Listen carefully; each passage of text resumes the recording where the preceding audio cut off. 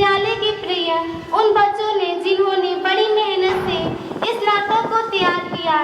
इनके द्वारा प्रस्तुत है ये सुंदर सा नाटक जिसका बोल है इतिहास में आईने में हमारी आज़ादी विश्व युद्ध।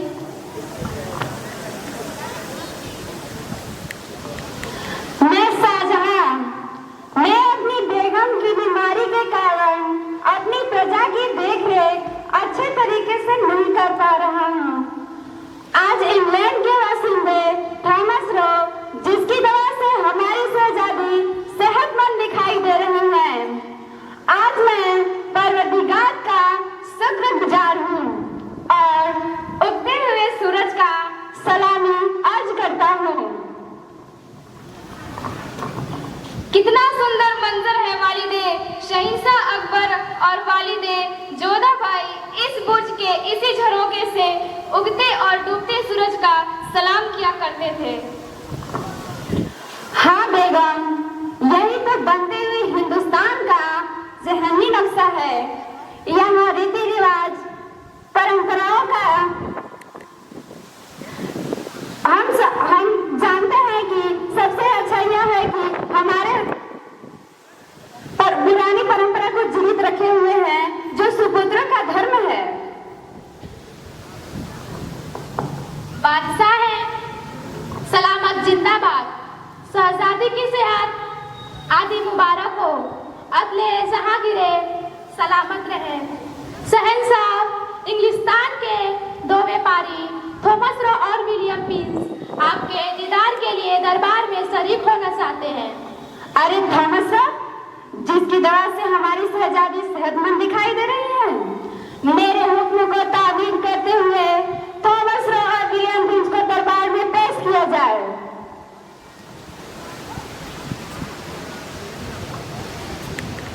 मैं थॉमस रो शहंशाह आप वज़ाइफे की इजाजत के लिए थॉमस रो शुक्रगुजार है।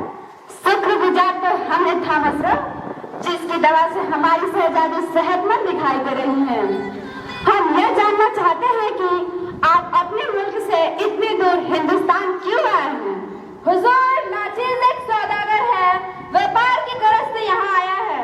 इंग्लिस्तान का बाशिंदा आपके रियाय के साथ कारोबार करना चाहता है। जरूर करें, हिंदुस्तान के महाजन आपकी हर तरह से मदद करेंगे।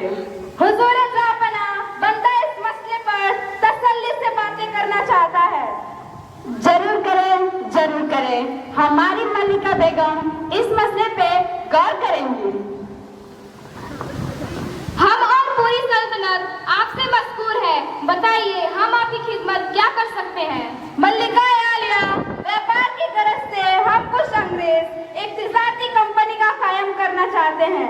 इसी की इजाजत के लिए हम यहाँ दाखिल हैं, जिसका नाम ईस्ट इंडिया कंपनी है। हम इसे सूरत का बंदरगाह कर कायम करना चाहते हैं, जिससे हम कमा खा सके।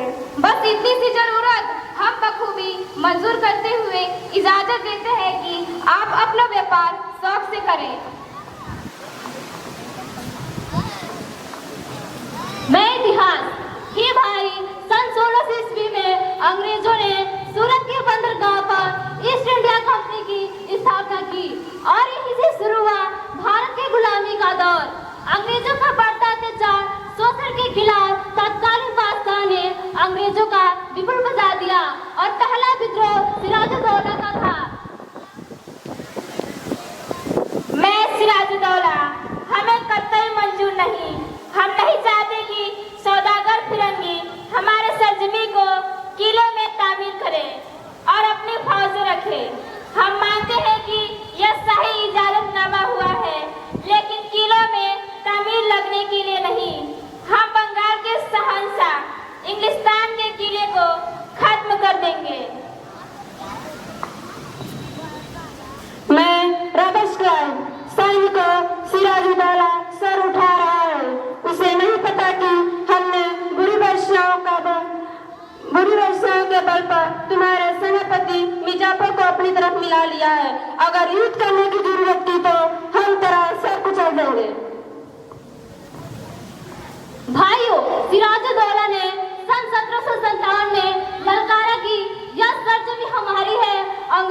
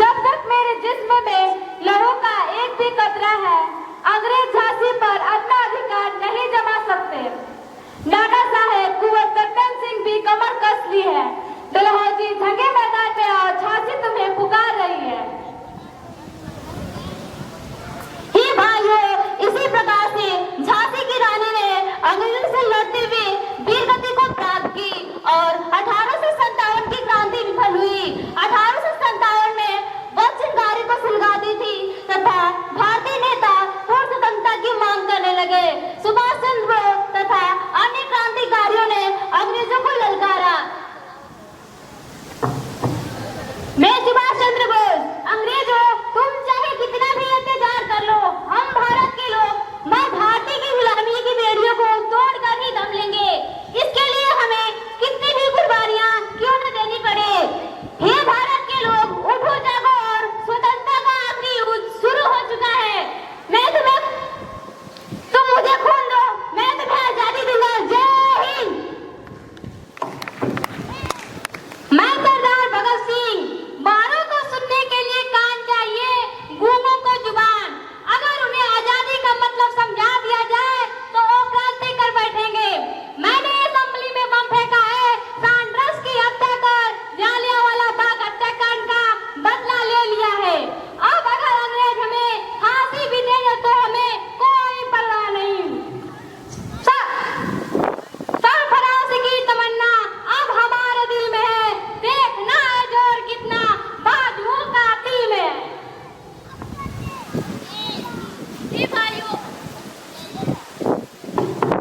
हे भाइयों, इसी प्रकार से अंग्रेज अपने संपूर्ण संसार में एकाधिकार जमा चुके थे और राजसत्ता की स्थापना भी करते जा रहे थे।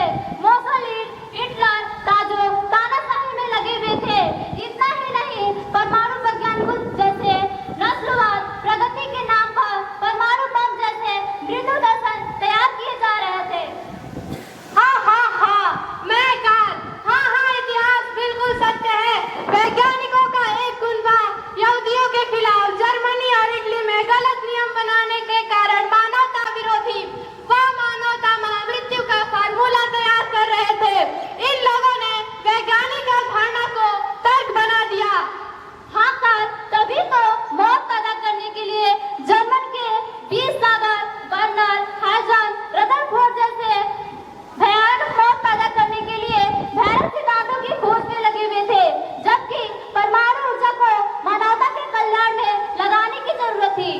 हाँ, यहीं से शुरू होता है मानवता की यातना का दौर, जब वैज्ञानिकों ने अणुओं के विखंडन के न्यूक्लियस का इतिहास बदल दिया। पदार्थ के गर्भ में अपनी संपूर्ण सत्ता के अणुओं के विखंडन का शक्तिशाली रहस्य, जो पृथ्वी पर सैकड़ों सूर्य के समान ऊर्जा दे सकता था, उसका उपयोग इन लोगों ने परमाणु बम लगाने में कर दिया।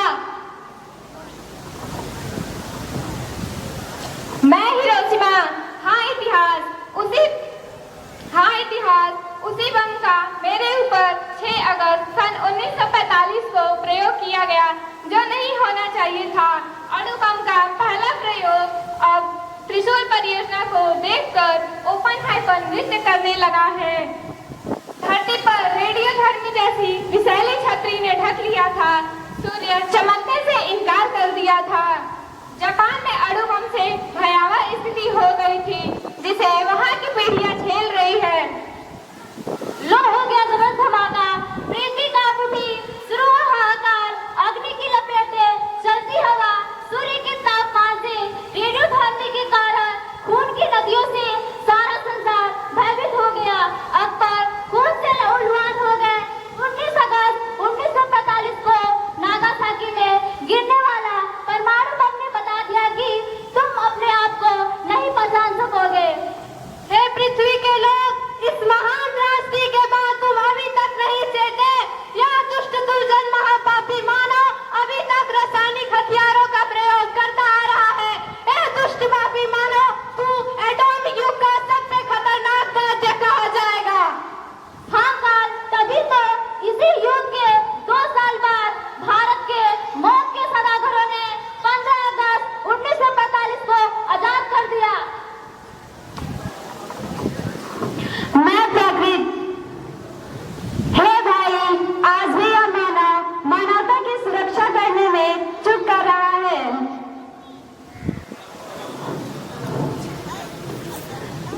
मानव अपनी सुरक्षा के लिए परमाणु हथियारों का प्रयोग करने का इस्तेमाल कर रहा है, जो प्राकृतिक में बदलाव हो रहा है। यही ओजोन परत का जीता जागता उदाहरण है। हे पृथ्वी, मानव के क्रियाकलापों को आप जानती हैं। मानव क्या कर रहा है, उसे खुद के क्रियाकलापों पर थोड़ा भी ध्यान नहीं है। जो जैसा करता है, उसे वैसा ही फल प्राप्त होता है। यह तो आपका विधान है। मानो समझे या न समझे, जलवायु परिवर्तन क्या है?